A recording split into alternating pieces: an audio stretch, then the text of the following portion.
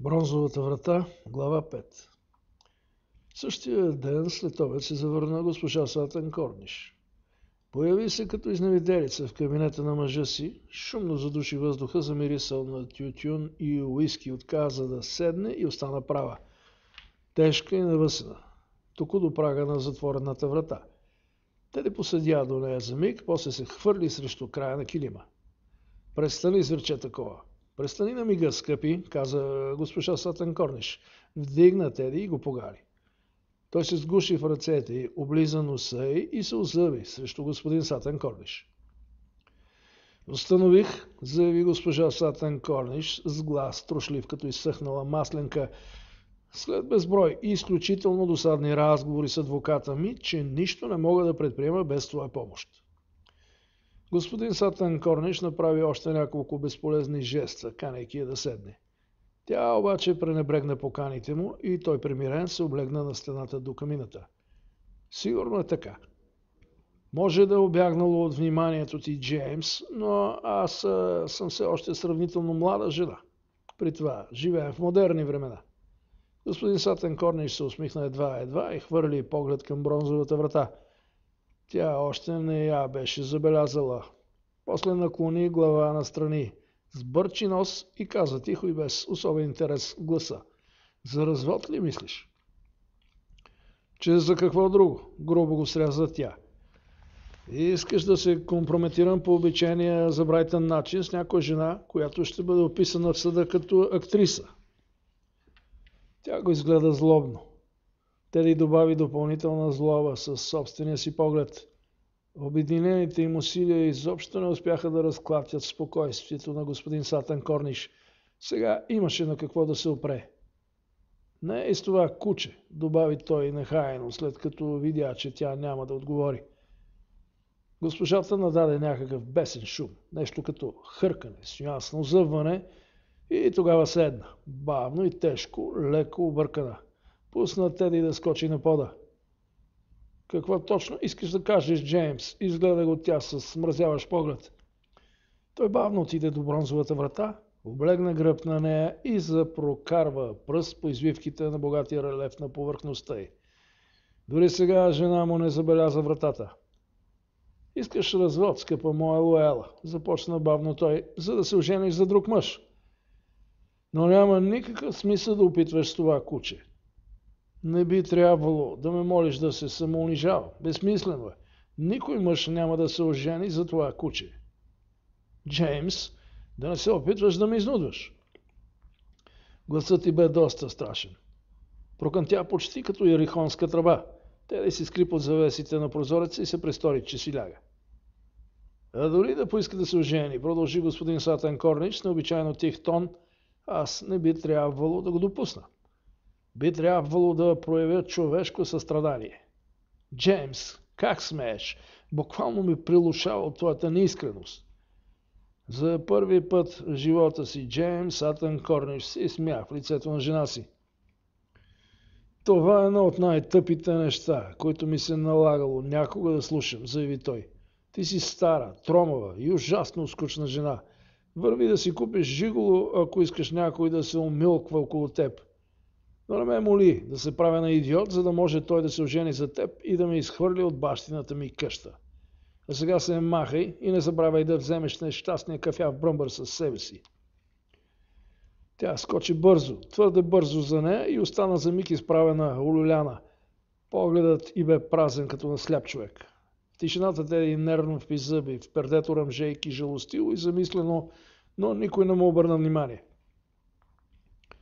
Ще видим колко дълго ще останеш бащината си къща, Джеймс Сатън Корниш. Проточи тя бавно, почти нежно и добави. Просек такъв. Госпожата бързо прекуси краткото разстояние до вратата, мина през нея и я тресна зад гърба си. Тръшването на вратата, необичайно явление за този дом, сякаш събуди хиляди шумове, отдавна нечувани в къщата.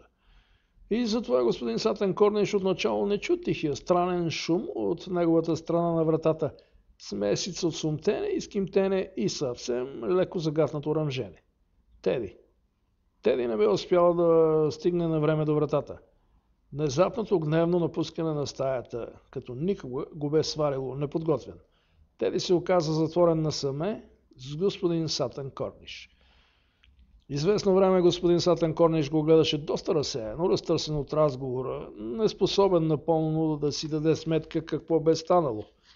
Малката мокра черна муцунка проучи процепа под затворената врата. От време на време, докато скимтеше и душеше, Теди обръщаше червениково кафявото си изпъкнало око, като голямо мокро топче за игра към мъжа, който мразеше. Господин Сатън Корниш изведнъж се оттърси от лошото си настроение, изправи рамене и играе на посмивка. Виж ти, старче, измърка той. Ето ни на двамата, без дамите този път. Светналите му очи проблесна коварство. Теди го долови и се скри под един стол. Вече не издаваше и звук, никакъв. Господин Сатън Корниш също замълча, бързо се придвижи покрай стената до вратата на кабинета и въртна ключа. После със същата бързина се върна обратно към нишата и измъкна от джоба си ключа за бронзовата врата, отключи я и отвори широко. Бавно тръгна обратно към Теди, мина и зад кучето, отиде чак до прозореца, захили се насреща му. Ето ни на, старче. Весело, нали? Хайде да обърнем по едно уиски, старче, а? Теди издаде тихичък звук изпод стола и господин Сатън Корниш внимателно се насочи към него, наведе се и изведнъж посегна да го сграбчи. Теди избяга под друг стол. Дишаше тежко и очите му изкочиха още повече. По-кръгли и по-мокри от всякога, но единственият звук, който излизаше от него, бе тежкото му дишане. И господин Сатън Корниш продължи търпеливо да го дебне под всеки следващ стол, тих като последен есенен лист, падаш бавно по спирала в безветрена горичка. Някъде по това време дръжката на вратата рязко се завъртя. Господин Сатън Корниш спря за миг, усмихна се и цъкна с език. Последва рязко почукване. Не му обърна внимание. Чукането продължи все по-силно и по-силно. Чу се и гневен глас. Господин Сатън Корниш продължи да дебне Теди. Кучето направи всичко по силите си, но стаята беше тясна. Господин Сатън Корниш бе търпелив и доста подвижен, когато поиска. Беше готов да прояви ловкостта си, независимо дали изглежда благопристойно на моменти или не. Чукането и викането зад вратата продължаваха, но в стаята краят можеше да бъде само един. Теди стигна до перваза на бронзовата врата, подуши го набързо, за малко да вдигне заден крак да я припикае, но не посмя, защото господин Сатън Корниш бе твърде близо. Кучето се обърна през рамо, тихо изръмжа и прескочи катастрофалния праг. Господин Сатън Корниш изтича обратно до вратата на кабинета, завъртя бързо и безшумно ключа, промъкна се на пръсти до стола и се изпружи в него със смях. Още се смееше, когато госпожа Сатън Корниш реши отново да пробва да натисне дръжката. Откри, че този път вратата поддава и нахлу в стаята. През грозния си самотен смях той забеляза нейния студен, втренчен поглед, чуя да шумоли из стаята, да вика Теди. После. Какво е това? Чуе той да излаева изненадано. Що за върховна глупост? Теди, ела на мама агънцето, ела, Теди. Макар да продължаваше да се смее, господин Сатън Корниш усети полаха на огризението да докосва бузата му.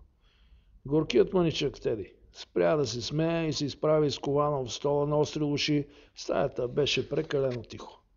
Лела, викна той силно. Никакъв отговор. Пълна тишина. Той затвори очи, преглътна и отново ги отвори.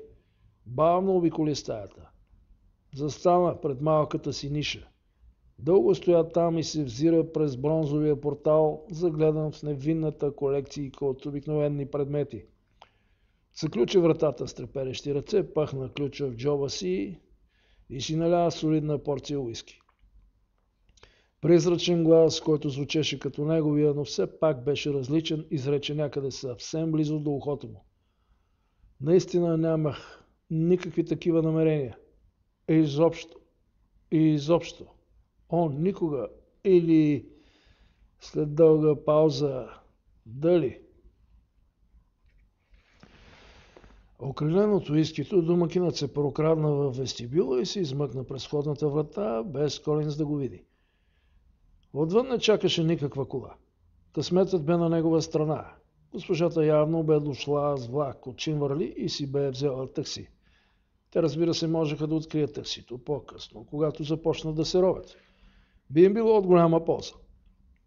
Колинс бе следващият. Замисли за Колинс, загледан в бронзовата врата.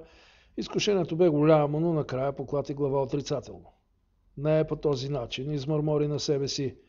Все някъде трябва да тегля чертата. Не мога да образувам процесия.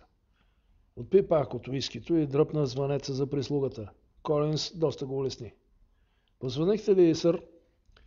На теб на какво ти заприлича, попита господин Сатън Корниш на дебелял език. Да птича песен ли? Брадичката на Колинс штръкна с цели 5 см нагоре. Важната дама. Няма да е тук за вечеря, Колинс. Мисля да ям навън. Това е всичко.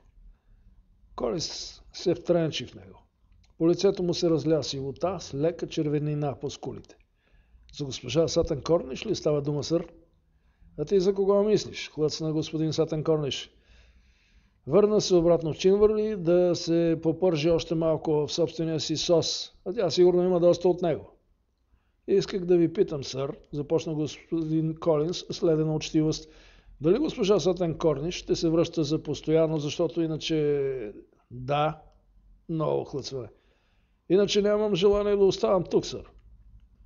Господин Сатън Корниш се изправи, приближи се до Колинс и дъхна в лицето му хай. Чудесен дъх на уиски, така да се каже. Разкарай се, каза той грубо. Изчезвай моментално. Качи се горе да си прибереш партакешите. Чекат със заплатата, ще те чака долу. За цял месец, 32 лири общо. Нали така? Колинс отстъпи назад и тръгна към вратата. Това ме устройва идеално, сър. Сумата е точно 32 лири. Стигна до вратата и заговори отново, преди да я отвори. От вашите препоръки, сър, няма да се нуждая. Излезе и тихо затвори след себе си. Ха! Възкликна господин Сатън Корниш. После се усмихна дяволито, престана да се преструва на ядосан и пиян и седна да напише чека. Вечеря навън, следващата вечер също, по-следващата също. Готвачката напусна на третия ден, като взе със себе си и прислужничката от кухнята. Останаха само Бръкс и Мери. На петия ден Бръкс със сълзи на очи подаде своето уведомление за напускане. Предпочитам да си тръгна веднага, ако ми разрешите, сър, изхлипа тя. Къщата стана някак зловещо, откакто напусна готвачката Колинс Теди и госпожа Сатън Корниш. Господин Сатън Корниш я потупа по рамото. Готвачката Колинс Теди и госпожа Сатън Корниш, повтори той. Не можеше да чуе как подреди името й в края на опашката. Бръкс втренчи в него за червените си очи, той отново я потупа. Добре, Бръкс, ще ти дам заплата за целия месец. Кажи и намери да си върви. Мисля да затворя къщата и да ида да поживея в Южна Франция за известно време. Не плачи, Бръкс. Няма, сър. Не стигна до Южна Франция, разбира се. Беше му твърде забавно и там, където си бе. В къщата на дедите си сам, най-сетне. Те сигурно не биха одобрили поведението му, с изключение може би на генерала. Но това бе най-доброто, което успя да направи. Само за една нощ къщата се изпълни с шумовете на изоставен от обитателите си дом. Той държеше прозорците заключени и щорите спуснати. Струваше му се, че е жест на уважение, който не можеше да си позволи да не направи.